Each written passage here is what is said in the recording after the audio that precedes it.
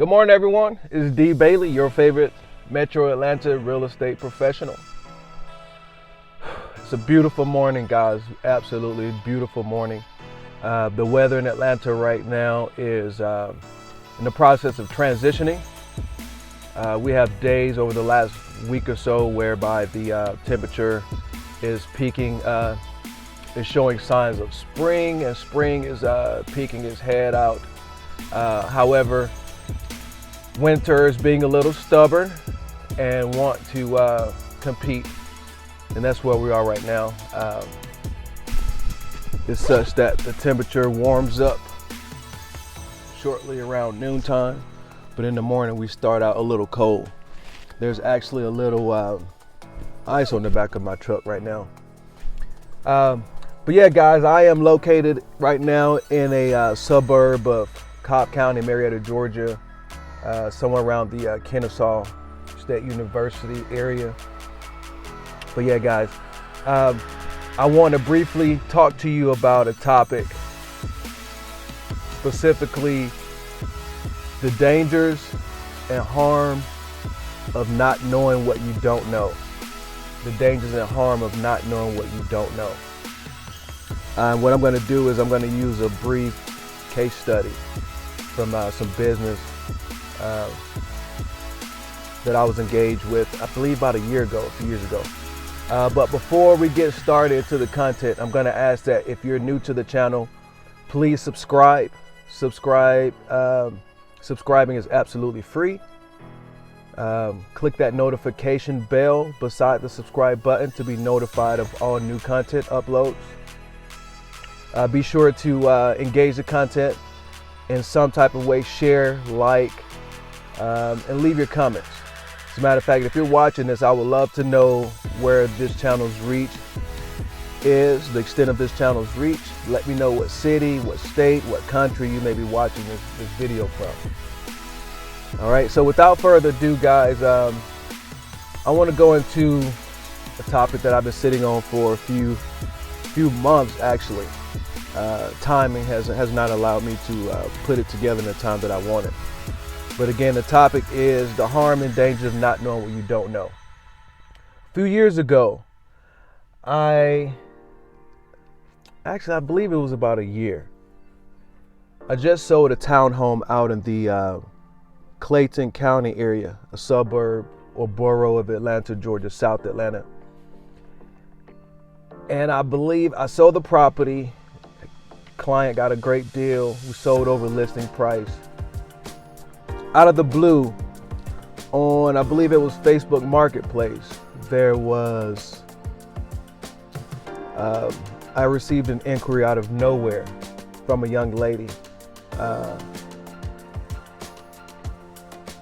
The way she reached out was very brief and straightforward. And I don't know if you've ever received a message or someone communicates to you whereby it's a question or it's an answer stated in the form of a question. Okay, and because I know better, I'm a very intelligent person, and what this is called is I believe it's NLP, neurological programming. I don't remember what the L is, but it's NLP. Well, basically it's a form of being direct, where you're leading the receiver into a result. Okay, so you're basically phrasing a statement in the form of a question, and the purpose of that is to lead the person into responding in a specific way. It's a skill that only, I would say, a few people have. A lot of people don't even know about it. I'm sure, you know, as I'm saying it right now, you may not even be familiar with it. But because, you know, I'm familiar with this, I caught it.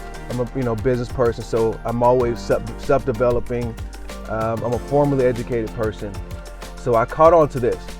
And what appeared strange to me was the fact that this was a consumer, a potential consumer, reaching out to a professional, asking a question.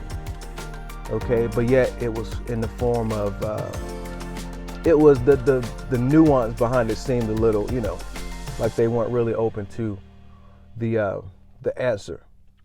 And as I opened up the message, investigated it, and responded, I was absolutely correct. And I'm actually going to put the text up, the conversation. I will hide the identity of the person. We don't want anyone exposed. I don't want to breach any professional ethics. So I will be sure to, bleep out the person's identity. But the nature of the question was, hey, I'm in a situation. I need urgent need for housing. It was Section 8 housing. Okay. Do you have anything Section 8? Do you have anything maybe rent to own that we could, I could possibly get into? And dealing with the public, I have a way of dealing, of responding to clients. I said, sure, yes, I do. You would need a 640. You would need approximately a 640 credit score, and a healthy savings would be awesome. It would strengthen your profile. And in so many words, this person says, I was just asking about the housing. I don't know what all that has to do with anything.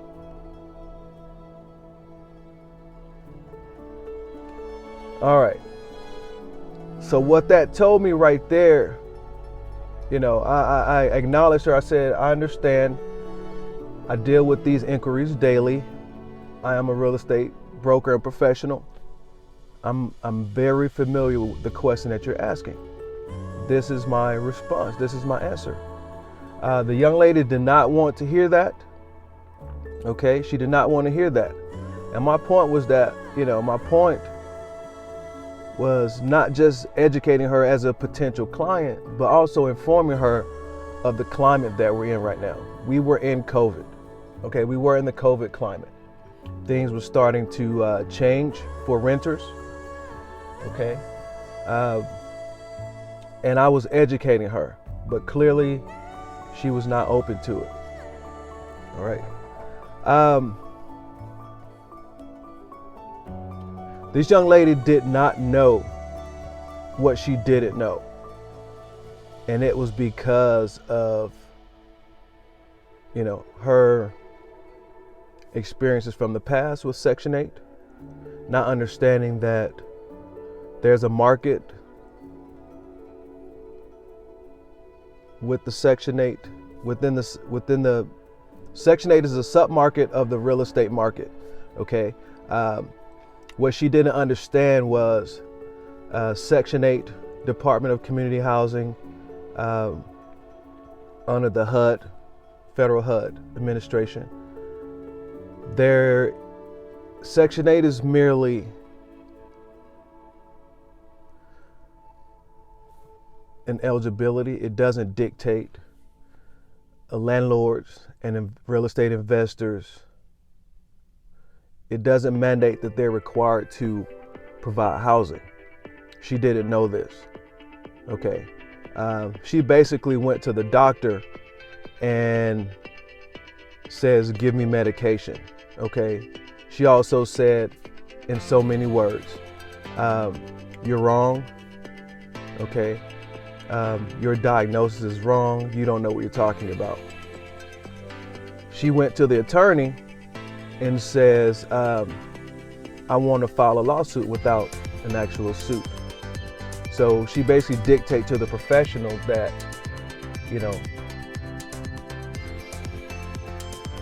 this is what I want.